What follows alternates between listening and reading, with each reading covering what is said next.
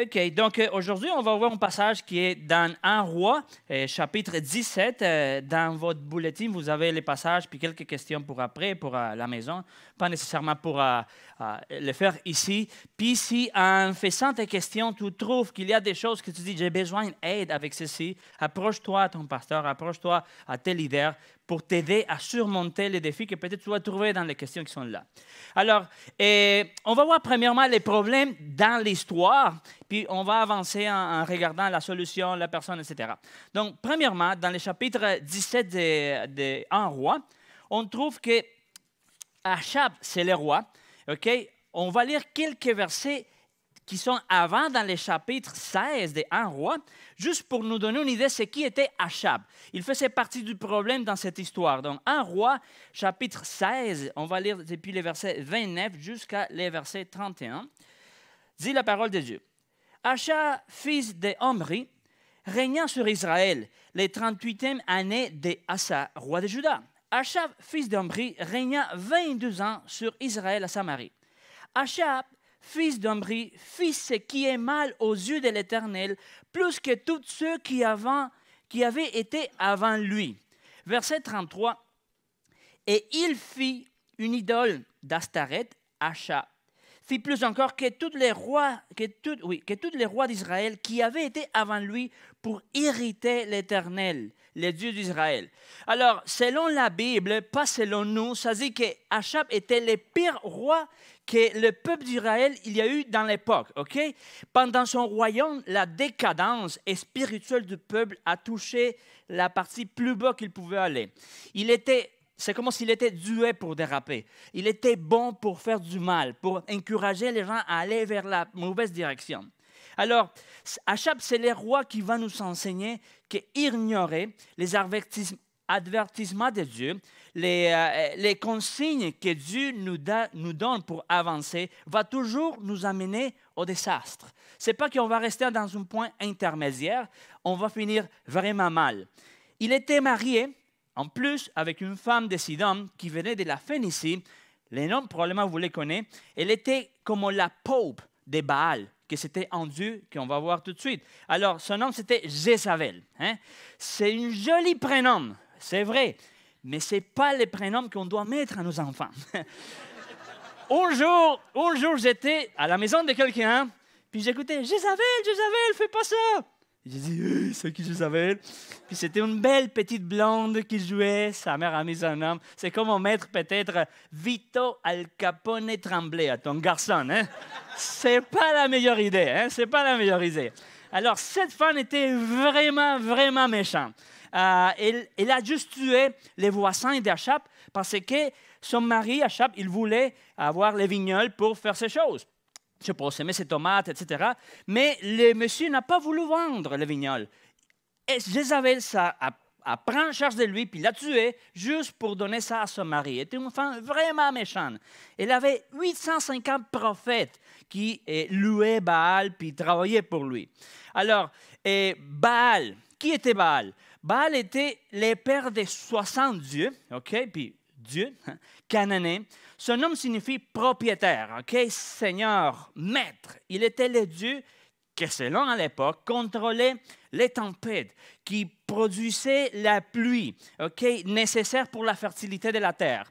Alors, les cultes à Baal impliquaient des orgies de toutes sortes, des sacrifices vraiment bizarres, parmi eux, sacrifices d'enfants, des choses que certains expliquent, des commentateurs expliquent qui dans la religion, avaient comme fin attirer l'attention des Baal pour que lui, il bénissait ces gens-là.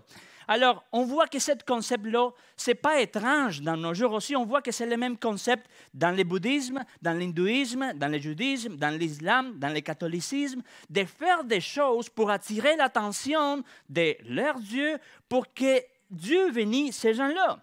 Alors, Dieu avait Excusez-moi, puis c'est un concept que c'est pas non plus étrange dans certains groupes de chrétiens, comme si faire certaines choses va faire que Dieu m'aime les plus. Si je parle de telle manière, si je m'habille de telle manière, si je fais telle chose, il va m'aimer plus. Mais la vérité, c'est qu'on ne peut pas faire rien pour que Dieu nous aime plus. On ne peut pas faire rien non plus pour qu'il nous haïsse plus. Il déjà nous a aimés, il déjà est mort pour nous quand on était des pécheurs. On ne peut pas aller plus loin que ça. Alors, on voit les concepts qui des fois est présent dans le christianisme, puis ce n'est pas un concept nouveau. Alors, Dieu avait toujours un plan, ok? Comme il a toujours, ok? Et il a prouvé il va prouver à travers d'Élie que Baal n'était pas aucun seigneur de rien, qu'il n'était pas la personne qui produisait la pluie, des tempêtes, zéro. Il va utiliser Élie pour faire ça. Puis tout comme les displays d'Égypte, ok? Souvenez-vous, chaque plaie était directement connecté à un des dieux des Égyptiens à l'époque. Bon, le Nil, la rivière du Nil. Et il y avait un dieu qui était les gardiens du Nil. Il s'appelle Kun. On le voit partout dans les films. C'est genre comme un homme avec avec une tête d'animal, genre comme un... C'est ça. C'est très commun. Tu vas les voir dans tous les films, hein, avec un bâton. Ça, c'était le dieu du Nil. Après, Eket, c'était la déesse des les grenouilles. Vois-tu, puis les grenouilles étaient quelque chose de super important pour eux. C'était comme un sacre. Puis même piler un des grenouilles, ça pourrait représenter la mort. Elle était supposément la déesse qui contrôlait la fertilité. Donc, Dieu va prouver qu'elle ne contrôlait rien. Elle ne peut pas contrôler même la production des grenouilles. Donc, il va humilier tous les dieux que les gens avaient. C'était la même chose avec Baal. Je vais montrer que Baal n'est pas Dieu de rien, puis je vais le faire à travers d'Élie. Celle-ci, c'est une des manières, Église de Charlesbourg, dans laquelle Dieu peut travailler aussi dans nos vies. Quand il voit que quelque chose ou quelqu'un commence à prendre sa place, commence à faire un trône dans notre vie, puis il va nous montrer que la réalité en arrière de tout ça, c'est que toutes les choses vont dépendre pas de notre Dieu qu'on va faire, OK? Soit une personne, soit un travail, une profession, une place, un titre. Il va nous montrer à travers de certaines choses que c'est lui qui contrôle toutes les choses, OK? Jusqu'à ce que nous comprenions ces choses. C'est en lui qu'on peut trouver la sécurité dans tous les aspects de notre vie. Et même peut nous démontrer à travers une pénurie que les seules choses qu'on pense qui sont vraiment importantes n'ont pas aucune importance, au moins devant lui. La joie, la paix, la sécurité ne viennent pas depuis un compte de banque. On sait ça. Ne viennent pas pour avoir un bon job, avec un bon titre, ou pour une personne qui est présente dans notre vie. Ne viennent pas non plus pour la santé. Parce que, sais-tu quoi? Les 4 choses que je viens de mentionner, il peut partir comme ça, dans une journée. Dans une journée, on est dans le mois de septembre, on voit tout le temps, une fois, toutes les années, l'histoire aux États-Unis, les tours Gémeaux qui ont tombé. Ces gens-là ont perdu tout dans une journée. Alors, ce n'est pas la sécurité qui doit venir à travers de ces choses-là. Puis quand Dieu voit qu'on commence à placer notre tranquillité d'esprit dans ces choses-là, il va permettre des situations pour nous montrer que ces choses-là ne sont pas vraiment notre protection. Il y a un écrivain célèbre qui a dit « Nous ne saurons jamais que Dieu est tout ce dont nous avons besoin jusqu'à ce que Dieu soit tout ce que nous avons. » Il y a des moments dans lesquels la seule chose qu'on va voir, c'est Dieu. Puis c'est là qu'on va réaliser, c'était la seule chose que j'avais besoin finalement. Si on n'est pas conforme avec lui, par exemple, en tant que célibataire, on ne le serait pas en tant que marié. Si on n'est pas conforme avec lui en tant que marié, on ne le sera pas avec des enfants. Si on n'est pas conforme avec lui sans argent, je peux te dire que tu vas être pire encore, non conforme avec l'argent. C'est lui toujours le centre. Alors, la personne de Dieu. On voit les problèmes, OK? Alors, on va voir la personne de Dieu. Verset 1, chapitre 17. Alors, Élie, je ne sais pas quelle version là-dessus, mais ça dit, Élie le Tisbite, l'un des habitants de Galade, dit à Achab, « L'Éternel est vivant, le Dieu d'Israël, dont je suis le serviteur, il n'y aura ces années-ci ni rosée ni pluie, sinon à ma parole. » Alors, le nom d'Élie signifie « L'Éternel est mon Dieu ». Il était de Galaad. C'est un endroit montagneux, vraiment beau, avec des rivières, des arbres spectaculaires. Il était un paysan, disons. Élie est un paysan. Il avait une grande liste de généalogie qui l'accompagnait, OK? Mais les temps étaient bons pour un Élie. Il était apte pour cette époque, pour cette situation. L'Esprit du Seigneur sait comment équiper des personnes pour le moment exact. Aujourd'hui, il y a des hommes qui ne sont pas ici, ils sont en train de s'équiper dans les retraites, soit d'une manière personnelle, spirituelle, puis ils vont être utilisés pour le Seigneur dans les moments exacts que Dieu veut les utiliser à l'Église de Charlesbourg, dans la vie d'autres personnes. Ça se peut aussi. Alors, on ne sait presque rien de son origine, OK? Et on ne sait pas qui était le père d'Élie, la mère d'Élie, ses frères, zéro. Mais voilà un grand homme sans aucune présentation. Il s'habille avec des peaux des animaux. Et des fois, il était confondu avec Jean les Baptistes qui s'habillaient aussi avec des peaux des animaux. On voit ça ici à Québec, non? Des personnes s'habillent avec des choses, des écureuils en hiver. Ici, un écureuil là-bas, il y a des madanes avec ses manteaux. Bon, mais lui était complètement habillé des animaux.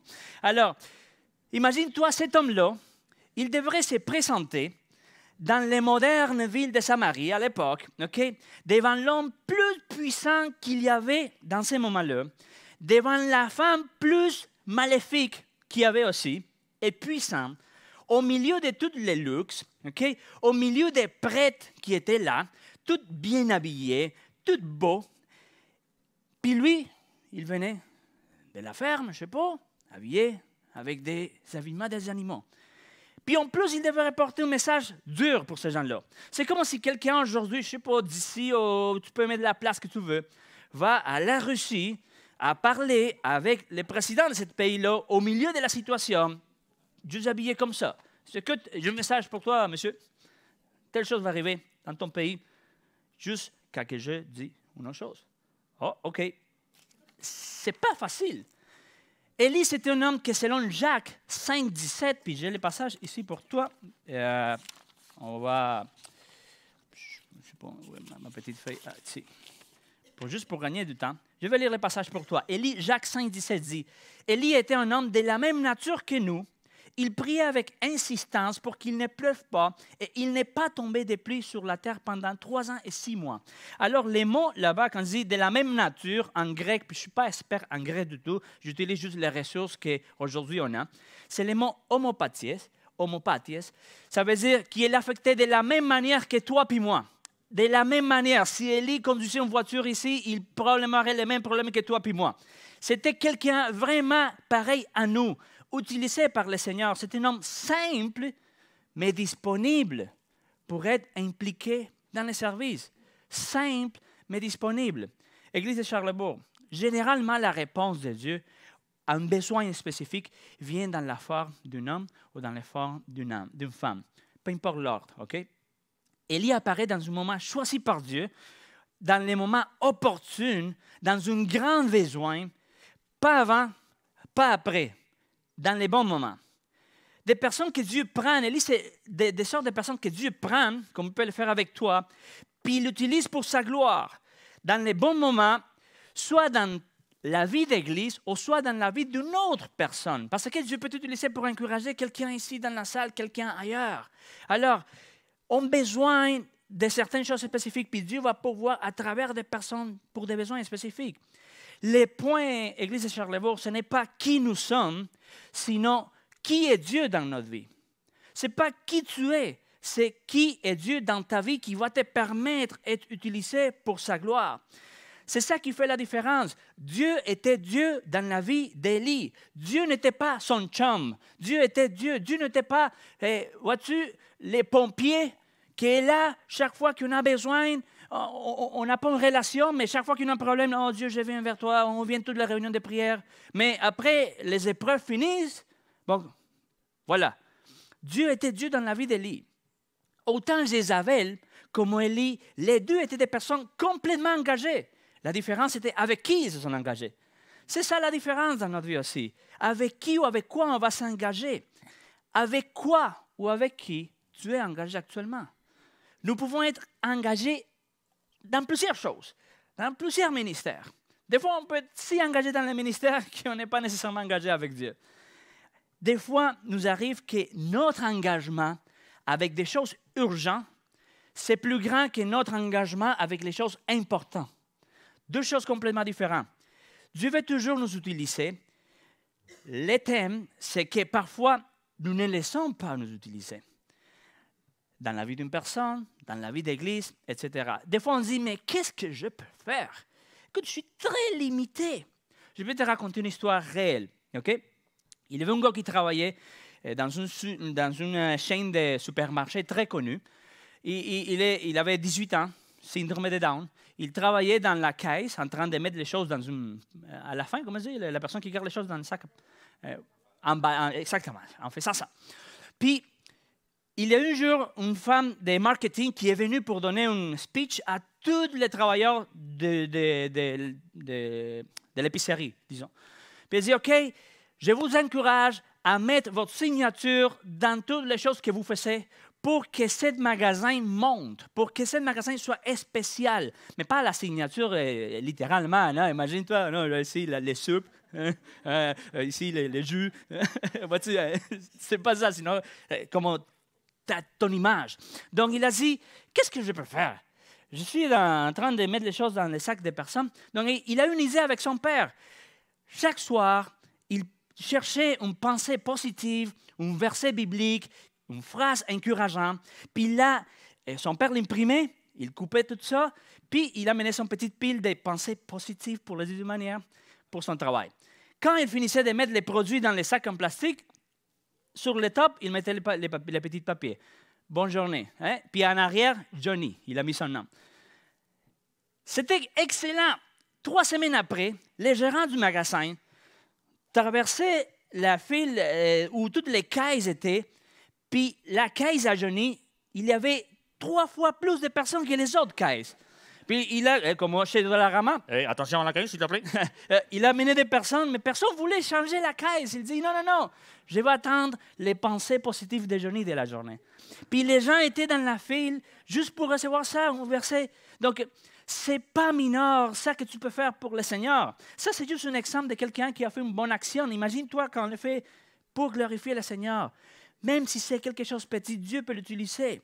Alors, d'où venaient les forces d'Élie pour ce moment-là, ponctuel dans son ministère, de savoir qui était Dieu.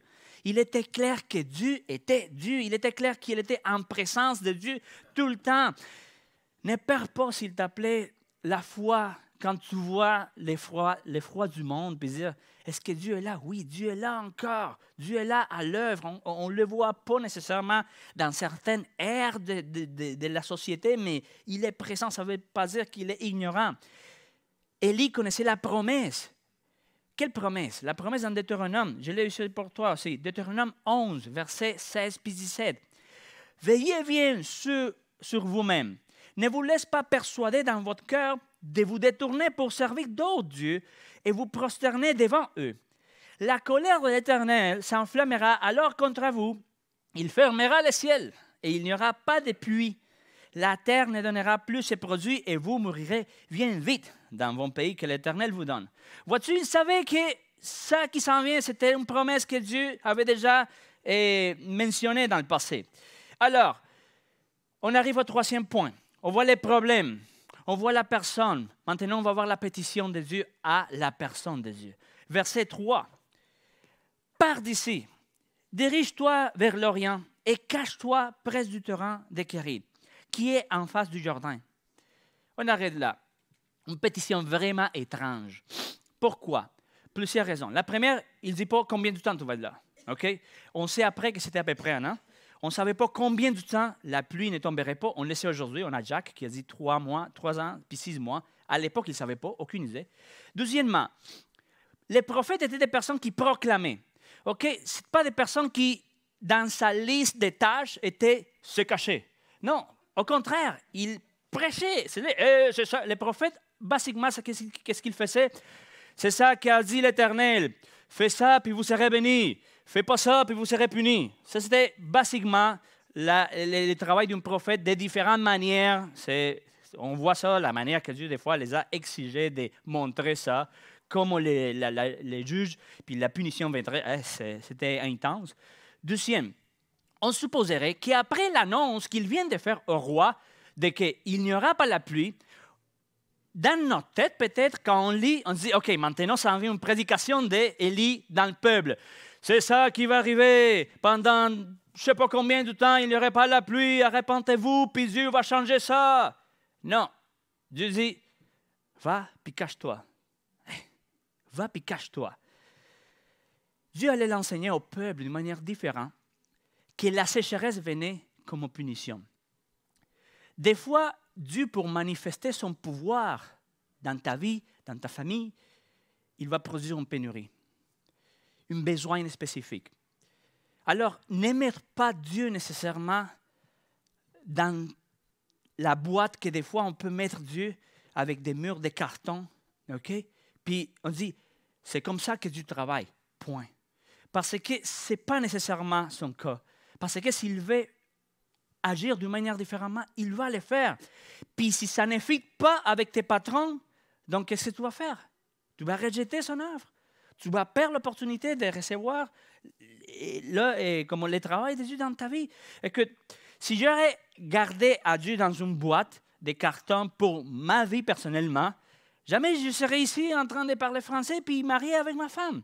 Ce n'était pas mon rêve de me marier avec quelqu'un plus haut que le Mexique. Jamais. OK? Ce n'était pas mon rêve. Je ne pense pas non plus que c'était le rêve de ma femme. C'est marié avec un Vénézuélien qui habitait en Argentine, qui des fois ici est confondu avec un Tunisien. Non, Tunisien, non, c'est quoi? Un Libanais ou Mexicain qui en plus est 3/4 de pouce plus petit qu'elle. Hein? Je ne pense pas que c'était son rêve. Mais si nous deux aurions mis Dieu dans une boîte et dit non, non, j'avais mon rêve, c'est telle la femme dans tel pays, non, c'est mon gars. Vois-tu? On n'aurait pas perdu l'opportunité de servir ici, d'avoir 5 enfants, de toute la folie qui représente notre vie. Hein? Ah, mais dans le bon sens, hein? Dans le bon sens. Alors vois-tu, on ne garde pas Dieu nécessairement dans une boîte, puis non, il va le faire de cette manière. Comment réagis-tu à une pétition étrange qui paraît venir de la part de Dieu? On a déjà écouté des témoignages ici de Dieu en parlant de faire certaines choses, puis comment Dieu après a venu ça. Dieu lui dit, pars d'ici, OK? C'est volontaire, hein? Ce n'est pas que Dieu l'a attrapé comme dans le passé à l'école, à la maison aussi, mon père me prenait ici comme si j'étais un chihuahua. Viens ici, tu as laissé la lumière de ton chambre. J'avais les grandeurs du chihuahua, mais... alors, c'est pas comme ça que Dieu va prendre ta vie et dire, tu vas faire ça. C'est volontaire. Comme on a vu dans l'autre message que j'avais prêché, que j'avais donné l'exemple du croisière, souviens-toi, où j'avais mal prononcé un mot. Poutine, j'avais dit une autre chose, souviens-toi. La volonté permissive de Dieu, il nous permet de faire certaines choses, mais c'est lui au contrôle. Il n'a pas forcé Élie à aller se cacher. Alors, il a permis à Élie de prendre une décision, puis il a pris la bonne décision. Qu'est-ce qu'on peut sortir de ceci? Première chose, lorsque Dieu nous demande ou nous guide à faire quelque chose, il va le faire pour combler un besoin dans notre vie. Des fois, on ne connaît pas nécessairement les besoins. Il connaît mieux quels sont nos besoins que nous-mêmes. De quels sont nos besoins. C'est un peu bizarre la structure, mais il connaît mieux de quoi on a besoin. Il n'était pas étrange à nos besoins. Psaume 38, 10. Seigneur, tu connais tous mes désirs et mes soupirs ne te sont pas cachés. Pas du tout. Il connaît tes besoins. Donc, s'il te demande quelque chose qui est contradictoire, pas à sa parole, parce que si c'est contradictoire à sa parole, on sait c'est qui, mais contradictoire à ta manière de comment il devrait le faire, fais-le. Parce qu'il connaît que quelque chose, il y a en arrière qui peut être comblé dans notre vie. Une promesse qui est très puissante, c'est Romains 8, 28, un verset très mal utilisé, donné à n'importe qui, dit « Nous savons que tout contribue au bien de ceux qui aiment Dieu. » De ceux qui aiment Dieu, de ceux qui sont appelés conformément à son plan. Vois-tu, il y a une promesse. Nous les avons toutes vécues et nous les allons toutes vivre. Souviens-toi aussi comment, de quoi je parle des moments qu'on ne comprend rien. Okay? Je ne comprends rien. On les a vécus, puis on va les vivre encore. Et souviens-toi que des fois, tu as eu la réponse probablement en regardant en arrière. Tu dis, ah, c'est ça. 6 mois après, 12 ans après, maintenant je comprends. Si l'Éternel décide de te révéler les buts, des fois, tu vas mourir sans savoir pourquoi.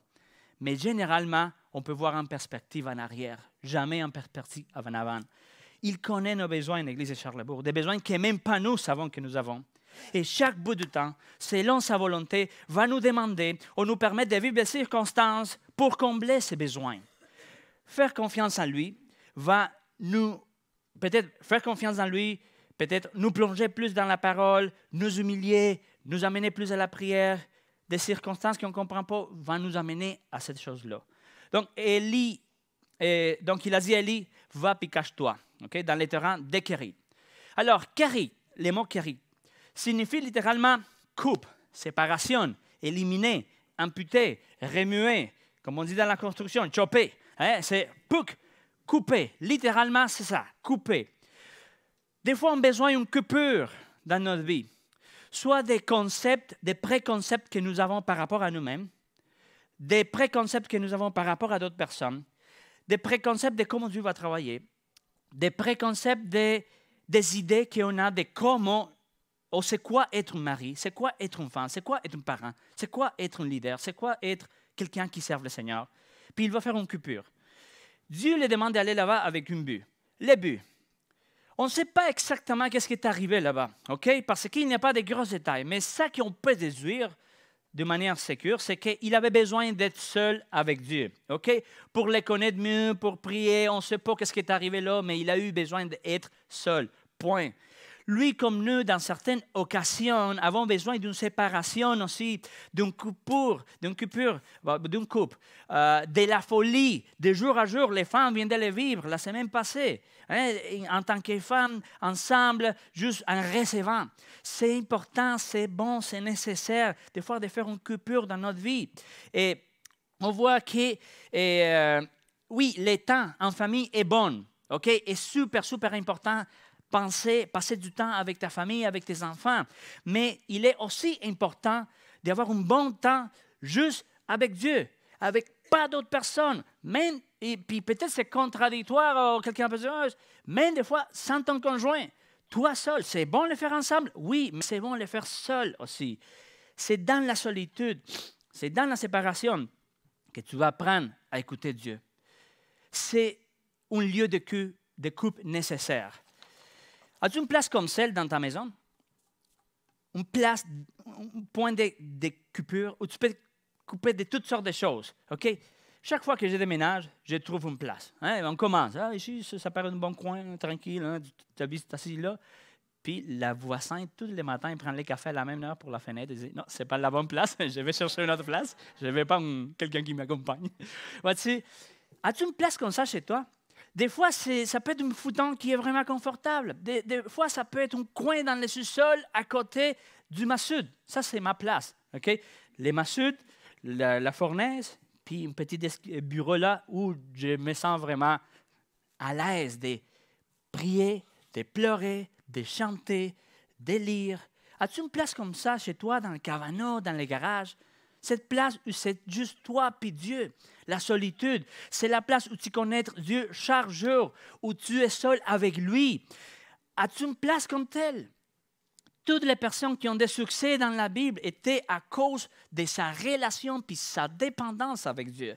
Les créateurs et les sustentateurs de la terre, écoute ça, les créateurs et les sustentateurs de la terre, les souverains, chaque jour attendent pour toi.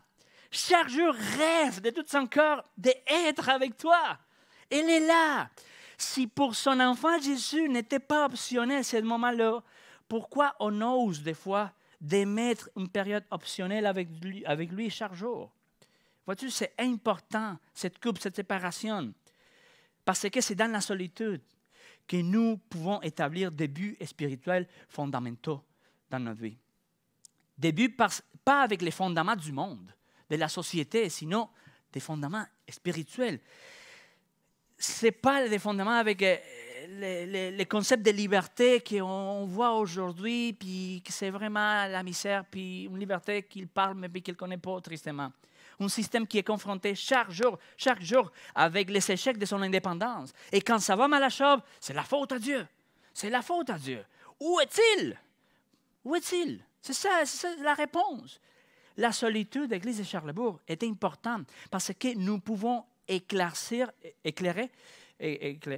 mettre clair et définir quelles sont mes priorités. C'est dans la solitude que nous établissons des directrices qui déterminent c'est quoi important puis c'est quoi urgent. C'est dans la solitude qu'on va évaluer à travers du miroir de sa parole pourquoi cette chose est importante, pourquoi elle est dans cette liste des choses importantes dans ma vie.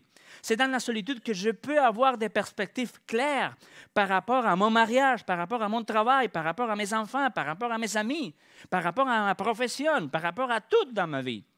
C'est dans la solitude avec Dieu qu'on est protégé de nous-mêmes. C'est dans la solitude qu'on est protégé de nous-mêmes parce que c'est là, dans sa présence, qu'on va se garder humble. On ne va pas tourner dans l'orgueil. Puis c'est aussi dans la solitude qu'on va se protéger aussi du concept contraire d'être orgueilleux, puis c'est le concept de me mépriser. OK? Quelque chose de très commun des fois. Et la seule chose que je mérite, c'est l'enfer, je suis un pécheur, puis je suis mal, puis je suis une cochonnerie, puis je suis sale. Puis, oui, on sait, on était ça avant. Mais la parole dit dans Éphésiens 12:6, il nous a ressuscités et fait asseoir avec lui dans les lieux célestes, en Jésus-Christ. En Corinthiens 6:11. Et c'est là que vous étiez. Certains d'entre vous, ils parlaient des choses bizarres, des pratiques que les Corinthiens avaient. Puis il dit, certains de vous étaient ces choses.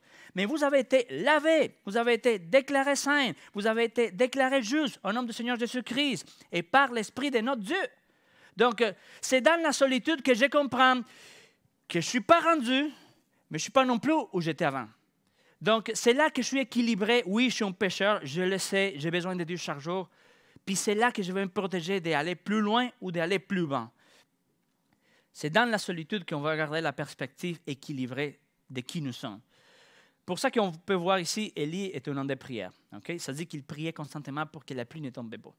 Il a pu se tenir debout avant Achab parce qu'il avait été penché probablement à plusieurs reprises devant Dieu. La prière à l'Église de l'Espoir, souvent à l'Église de Charlesbourg, c'est un moyen qui nous permet de faire face au jour à jour et de se tenir debout devant les circonstances de la vie. La Bible parle de plusieurs manières de prier. Assis, en marchant, à genoux. C'est quelque chose qui s'est répété beaucoup. À genoux, à genoux. Alors, question pour vous. As-tu déjà fléchi tes genoux devant ton Créateur? Oh, je ne peux pas. C'est correct. Je ne peux pas non plus pour le moment. Je suis blessé. Alors, oui, pour vrai. Et les femmes qui ont prié pour la madame qui se sentait mal à la retraite, pouvez-vous prier pour moi aussi pour être top shape bientôt? Alors, as-tu déjà fléchi les genoux devant ton Créateur? Et des fois, on les chante, non? J'ai fléchi mes genoux, j'ai fléchi mes... Jamais j'ai fléchi les genoux. Une fois, j'ai entendu quelqu'un qui disait que des fois, les chrétiens, on ne dit pas des mensonges, on les chante.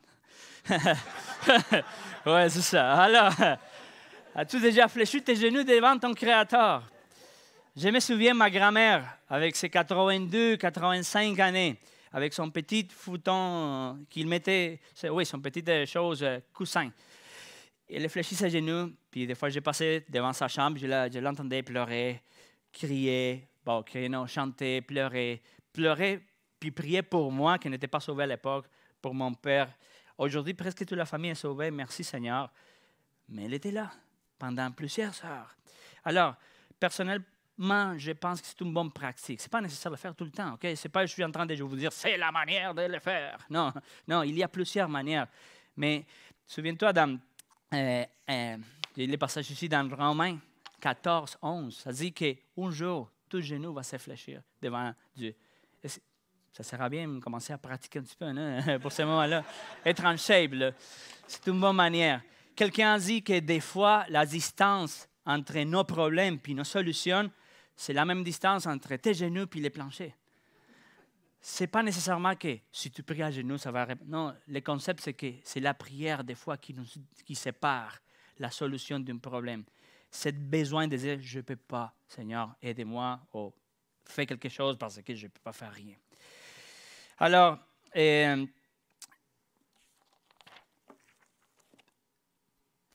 septième puis dernier point de pourquoi la solitude c'est important. Parce qu'on ne peut pas glorifier Dieu, faire avancer un mariage, un foyer, un ministère, une vie en tant que célibataire, administrer tes affaires, ta compagnie, sans avoir été avec lui chaque 24 heures au minimum. Chaque 24 heures. Connais-tu la règle du 24 heures? Elle est partout dans la Bible. Elle est partout dans la Bible. Notre Père nous enseigne beaucoup de choses. Beaucoup de choses. Puis, quelque chose qui est là clair, c'est la dépendance de lui, au moins chaque 24 heures.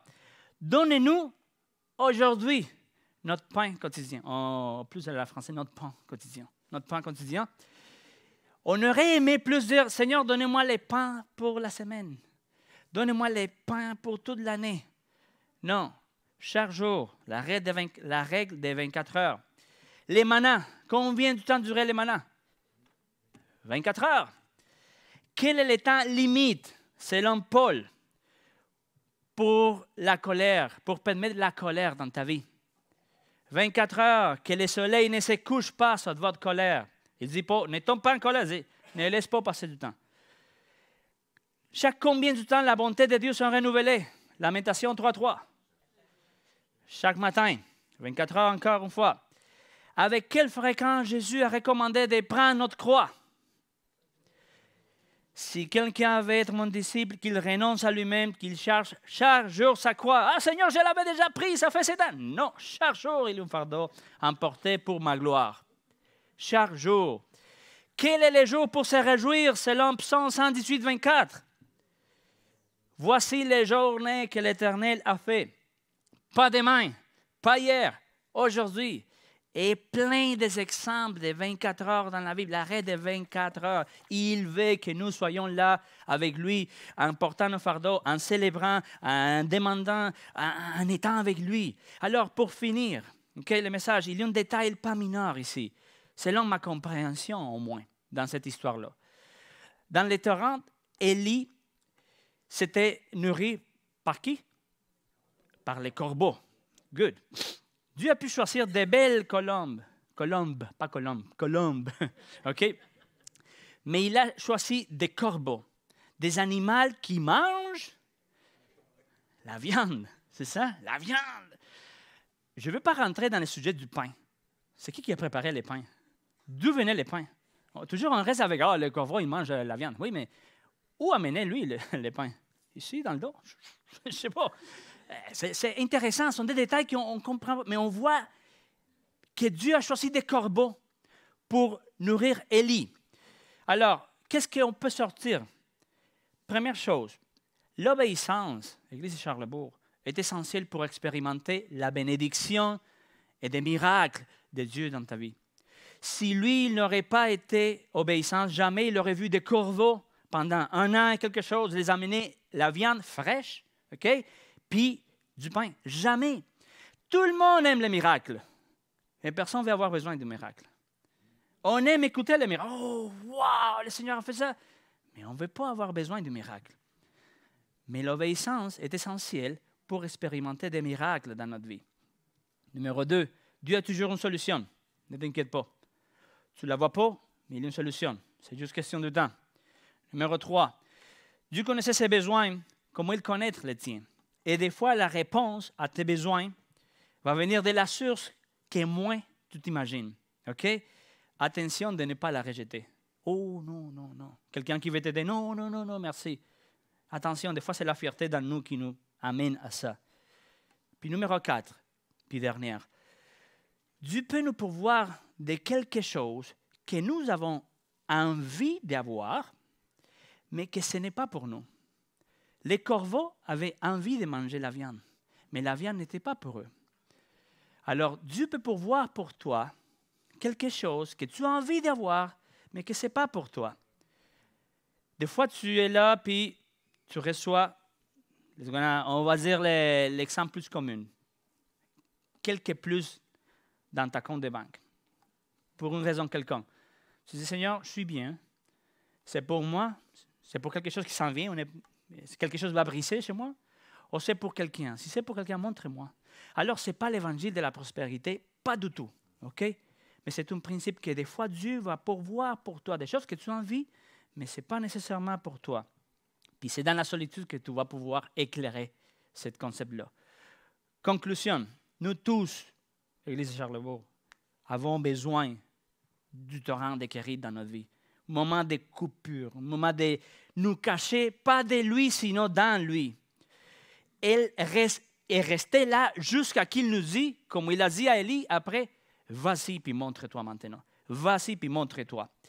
La prière a préparé à Élie pour être devant Achab, puis le torrent de Kérit a préparé à Élie pour les monts du Carmel, pour faire ça qu'il a fait après, avec tous les 400 prophètes, puis tout ça qu'il a fait après. C'est dans la solitude que tu vas pouvoir expérimenter Dieu de manière plus personnelle dans ta vie. Nous tous avons besoin d'une coupure quotidienne, chaque 24 heures. Que Dieu vous bénisse.